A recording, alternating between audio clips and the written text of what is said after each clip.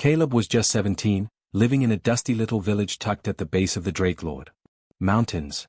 He spent his days shoveling manure in the stables of the warlords. Keep, a place where the air always smelled of hay and sweat. Orphaned as a kid, Caleb didn't have much, nobody paid him much mind either. But folks in the village noticed how he could calm even the wildest horses with just a whisper and a steady hand. He was quiet, kept to himself, and didn't dream much beyond the next day's work. One night, a storm rolled in, fierce and loud, with thunder cracking like it wanted to split the sky. Caleb was out late, locking up the stables to keep the horses safe from the howling wind. As he kicked some straw into place, his fingers brushed something strange buried in the pile. He dug it out, a scale, smooth as glass, glowing soft like a dying ember. It was warm in his hand, almost alive. The moment he held it tight, his head spun. Pictures flooded his mind, huge dragons with wings like storm clouds, fire ripping through dark skies, and battles so old they felt like myths. He saw warriors standing side by side with dragons, fighting some shadowy enemy. Then, just as quick, the scale vanished, poof, like it was never there. Caleb blinked, heart pounding, and noticed a faint mark on his palm, like a tiny scar shaped like a flame. He shook his head, figuring it was just the storm playing tricks. Up in the jagged peaks of the Drakelord Mountains, something stirred. Deep in a cave where no villager dared go, a dragon, ancient as the stone itself, opened one golden eye. Its scales, dull from centuries of sleep, shimmered faintly. It felt something, a pull, like a thread tugging at its heart. A bond, long forgotten, was waking up. The dragon let out a low rumble, too quiet for the world to hear, but it knew the boy in the village below was no ordinary stable hand. Caleb didn't sleep much that night. The vision stuck with him, vivid as if he'd lived them. He kept checking his palm, half expecting the mark to be gone, but it was still there, glowing faintly when he tilted it in the moonlight. The next day, work went on as usual, mucking stalls, brushing horses, but something felt off. The horses acted strange, staring at him longer than they should, some even dipping their heads like they were bowing. Caleb laughed it off, but it unsettled him. He wasn't anyone special, just a kid with a pitchfork and no family to call his own. By evening, the village was buzzing. A traveling merchant had passed through, telling tales of dragon sightings far to the north, stories most folks called nonsense. But Caleb's ears perked up. He couldn't shake the memory of that scale or the way his palm tingled when he thought about it. After supper, he wandered to the edge of the village, where the mountains loomed like silent giants. He didn't know why, but he felt drawn to them, like something was calling his name in a voice too quiet to hear. That's when old Hannah, the village weaver, caught him staring at the peaks. She was a strange one, always muttering about old legends, her eyes sharp despite her years. She grabbed his hand, quick as a hawk, and spotted the mark. "Boy," she said, her voice low, "that's no ordinary scar. You've been chosen." Caleb pulled back, confused, but Hannah's grip was firm. She told him of the Dragonbound, a line of humans tied to dragons by an ancient pact, meant to protect the world from a darkness nobody could name. Caleb didn't believe her, not at first. He was just a stable boy, not some hero from a story. But Hannah's words stuck, and so did the feeling that something big was coming, whether he wanted it or not. As Caleb lay in his cot that night, the wind outside seemed to whisper, carrying echoes of the visions he'd seen.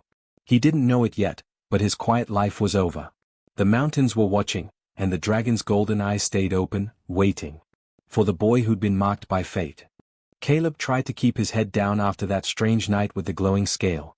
But life in the village wasn't the same.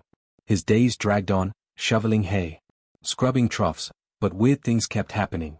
The horses in the warlord stables acted different around him. They'd stare, eyes wide, and some even lowered their heads, like they were showing respect. Caleb caught a big gray stallion, the meanest in the lot, kneeling in the straw one morning. He froze, heart thumping, and muttered, "What's gotten into you?" The horse just snorted and stayed low, like Caleb was someone important. Then there were the whispers. At first, he thought it was the wind, but the sounds came even on still nights, soft, strange words in a language he didn't know. They seemed to float just behind his ears, too quiet to catch but too real to ignore. He'd lie awake in his tiny cot, the mark on his palm tingling, and wonder if he was losing his mind. He hadn't told anyone about the scale or the visions of dragons and battles. Who'd believe a stable boy anyway? One evening, trouble hit the village like a thunderclap. Raiders, rough men with axes and torches, swept in from the plains, aiming to loot the warlords' stores. Caleb was in the stables when he heard the screams. He ran out, heart racing, and saw flames licking the thatched roofs. Without thinking, he climbed onto a cart for a better look. A raider, face scarred and snarling, charged at him, axe raised. Panic hit Caleb hard, and a word from his visions, a sharp, ancient syllable, burst from his mouth. He didn't know what it meant, but the air roared. A gust, fierce as a storm, blasted from nowhere, knocking the raider flat and scattering his buddies like leaves. The village was saved, but everyone saw it happen. The next morning, Caleb felt eyes on him everywhere. Folks whispered behind their hands, their faces tight with fear. Some called him a witch, others just turned away when he passed. He wanted to explain, but how could he? He didn't understand it himself. By noon, he was hauling water when old Ellen, the village seer, grabbed his wrist. Her eyes, sharp as a hawk's, locked on the mark on his palm. "Boy," she said, voice low and serious, "that's the sigil of the dragon-bound. You're no ordinary kid." Caleb yanked his hand back, stomach twisting. "I'm just me," he said, but Ellen wasn't having it. She pulled him into her hut, away from prying eyes, and told him a story that sounded like a fireside tale. Long ago, she said, humans and dragons made a pact to protect the world from a darkness, a cosmic evil that came from beyond the stars. The dragon-bound were chosen, marked by a sigil, to carry dragon power and lead the fight. Caleb's mark meant he was one of them, maybe the last. "You're tied to the dragons, boy," Ellen said. "They're waking up, and they need you." Caleb shook his head, half laughing, half scared. "I muck stalls, Ellen. I'm no hero." But her words stuck, heavy as a stone in his chest. The whispers, the horses, that gust of wind, it all fit, even if he didn't want it to. That night, Caleb couldn't sleep. The mark on his palm glowed faintly, like it was alive. He thought about his life, alone, ignored, nothing but stables and sweat. Then he thought about the mountains, looming dark and quiet beyond the village. Ellen said answers were up there, in the Drakelord peaks where no one went. He didn't believe in heroes, not really, but the pull in his gut was stronger than his doubt. At dawn, he packed a small bag, bread, a water skin, a worn cloak, and slipped out before the village woke. The mountains called. And Caleb, scared but stubborn, started walking. As he climbed the rocky paths, the whispers grew louder, like a song he almost knew. The air felt heavy, charged, like before a storm. Caleb didn't know what he'd find, but he knew one thing: whatever was waiting in those mountains was bigger than a stable boy's life. And for the first time, he felt ready to face it. Caleb's boots crunched on the rocky path as he climbed the Drakelord Mountains, Ellen's words ringing in his ears. She'd given him only bits of advice: turn at the split pine, follow the stream to the jagged cliff, but it was enough to keep him moving. The air grew thin, and the wind bit at his face. The cliffs were steep, with loose stones that slipped underfoot, threatening to send him tumbling. His hands were scraped raw from grabbing sharp rocks to steady himself. He was just a stable boy, not a mountain goat, and every step made him wonder if he'd made a mistake leaving the village. But the mark on his palm pulsed, warm and steady, like it was urging him on.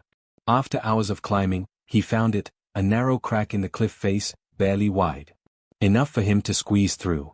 Inside was a cave, vast and dark, with air so still it felt like time had stopped. Caleb's candle flickered, casting shadows that danced like ghosts. Then he saw it, eyes, glowing like twin suns, watching him from the dark. His heart jumped to his throat, but he couldn't move. A low rumble filled the cave, and a creature stepped into the light, a dragon, its scales shimmering like molten gold, each one catching the candlelight like a mirror. It was huge, its wings folded tight, its claws scraping the stone floor. Caleb's knees shook. He'd seen horses, sure, but this was something else. I am Vyrath, the dragon said, its voice deep, like thunder rolling slow. Caleb stared, mouth dry. The dragon's head lowered, not in threat but in something like respect. You are the last of the dragonbound, Vyrath said. The mark proves it. Caleb glanced at his palm, the faint flame-shaped scar glowing brighter now. Vyrath explained that the dragonbound were a bloodline chosen long ago, tied to dragons by a pact to wield their power. Not my servant, the dragon said. Eyes locked on Caleb's. My equal. Caleb's stomach twisted. Equal to a dragon? Him, a kid who shoveled manure? Vyrath was weak, its scales dull from centuries of sleep, its breath heavy. It spoke of the voidspawn, a dark force creeping from beyond the stars, hungry to swallow the world. They stir again, Vyrath warned. And you, Caleb, must stand against them. Caleb laughed, nervous. Me? I'm nobody. I don't even know how to fight. But Vyrath's gaze was steady, like it saw something Caleb didn't. The dragon began teaching him, starting with dragon speech, words that felt heavy in his mouth, like they carried fire. When Caleb spoke them, sparks danced on his breath, and he felt a warmth in his chest, like a furnace. Waking up, Vyrath showed him how to call on flame-wrought strength, making his arms feel like they could lift a horse. But it wasn't easy. Caleb stumbled over the words, and his muscles ached from the effort. Every failure made him think of the stables, of the simple life he'd left behind. At night, by the cave's dim glow, Caleb wrestled with doubt. He was just a kid, with no family, no training. How could he be what Vyrath said?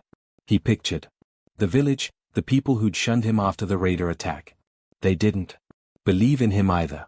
But then he'd look at Vyrath, curled up like a mountain of gold, and feel the mark on his palm burn. The dragon believed in him, and that was enough to keep him going. One evening, Vyrath had him stand on a ledge outside the cave, shouting dragon words into the wind. When a gust of flame burst from his mouth, lighting up the night, Caleb laughed for the first time in days. It felt good, like he was more than he'd ever thought possible. Still, the weight of it all pressed on him. The Voidspawn weren't just a story. They were real, and they were coming. Vyrath's lessons grew harder, pushing Caleb to his limits. He'd collapse, sweating and sore, wondering if he could ever be ready. But as he looked out over the mountains, the mark on his palm glowing like a star, he felt a spark of something new, hope, maybe, or purpose. He wasn't just a stable boy anymore. Something big was waiting, and Caleb was starting to believe he could face it. Caleb's days in the mountain cave blurred into a rhythm of sweat and fire. Vyrath pushed him hard, teaching him to summon flames with a word or lift boulders with a thought. The mark on his palm glowed brighter, like it was part of him now. But he wasn't alone anymore. Across the land, dragons woke from their ancient sleep, their eyes turning toward the Drakelord Mountains. Caleb felt them. Before he saw them, a tug in his chest, like a rope pulling tight. One morning, a shadow passed over the cave. A dragon, with scales black as coal, landed with a thud. It called itself Zorath and bowed low, pledging loyalty. You're the dragonbound, it rumbled. Caleb's heart swelled, but he still felt like a kid playing at something too big. Not all dragons were so friendly. A week later, a red-scaled beast named Kryn swooped down, its roar shaking the cliffs. A human, it sneered, fire-licking its jaws. You're no dragonbound. Kryn lunged, testing him. Caleb, heart pounding, spoke a dragon word Vyrath had taught him. A wall of flame burst up, stopping Kryn cold. The dragon stared, then dipped its head, grudging respect in its eyes. Caleb's hands shook, but he stood tall. He was starting to believe he could do this. Word of Caleb's power spread beyond the mountains. Back in the village, the warlord, a hard man named Brant, heard whispers of a stable boy turned dragon caller. Greedy for power, Brant sent mercenaries to drag Caleb back. One night, as Caleb practiced dragon speech by the cave, he heard boots crunching on the path below. Vyrath's eyes narrowed. They come for you, the dragon said. Caleb's stomach knotted, but he wasn't running. He'd faced a dragon, he could face men. Vyrath wasn't the only one watching Caleb's back. Others had found him. Outcasts who'd heard of the boy in the mountains. There was Lila, a fierce archer. With a quick laugh and a scar across her cheek, who'd been cast out for defying Brant. Then came Tobin, a wiry thief with a knack for sneaking, and Mara, a healer who'd lost her home to raiders. They weren't much, but they believed in Caleb, and that meant something. With Vyrath and Zorath at his side, Caleb rallied them. "We hold the mountain," he said, voice steadier than he felt. The battle came at dawn. Mercenaries, 24, armed with swords and crossbows, stormed the cliffs. Caleb stood on a ledge, Vyrath looming behind him. He shouted a dragon word, and fire roared from his hands, scattering the front line. Lila's arrows flew, each one finding a mark. Tobin darted through the chaos, tripping men with ropes. Zorath dove from the sky, his black scales gleaming as he sent mercenaries scrambling. But the fight was brutal. A crossbow bolt grazed Caleb's arm, and pain seared through him. He gritted his teeth, summoning another burst of flame. The mercenaries broke, fleeing down the mountain, but not before Caleb saw something strange in their eyes, a flicker of shadow, like they weren't fully themselves. After the fight, Mara bandaged Caleb's arm while Vyrath sniffed the air, uneasy. The void spawn, the dragon growled. They twist human minds, sowing chaos to weaken the world. Caleb frowned, remembering the mercenaries' strange eyes. He and Lila searched the body of a fallen attacker and found a black amulet, cold as ice, carved with symbols that made Caleb's head ache. Vyrath confirmed it, a void spawn mark, proof Brant was under their influence. The warlord wasn't just greedy, he was a pawn in a bigger game. Caleb sat by a fire that night, the weight of it all pressing down. The void spawn weren't just a story, they were real, and they were using people like Brant to tear the world apart. Lila clapped his shoulder. "You turned the tide today," she said. "That's not nothing." Caleb managed a small smile, but his mind was on the amulet, the shadowed eyes, the dragons circling above. More were coming. Drawn to him, and not all would be friendly. The mountains felt smaller now. The sky heavier.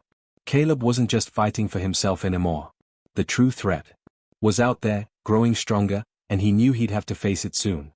Caleb stood on a rocky outcrop, staring at the horizon where the sky churned like a storm about to break.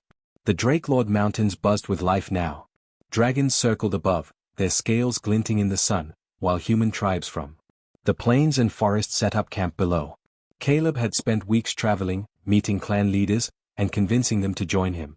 It wasn't easy. Some tribes laughed at a stable boy leading an army, but when Vyrath or Zorath landed beside him, their doubts faded. Dragons like Kryn, once skeptical, now flew with him too. The alliance was shaky, humans and dragons didn't trust each other. But Caleb's voice, steady and sure, held them together. He wasn't that scared kid from the village anymore. The mark on his palm burned bright, and he finally felt like he belonged in this fight. But doubt still gnawed at him. Late at night, by the campfire, he'd stare at the flames and wonder if he was enough.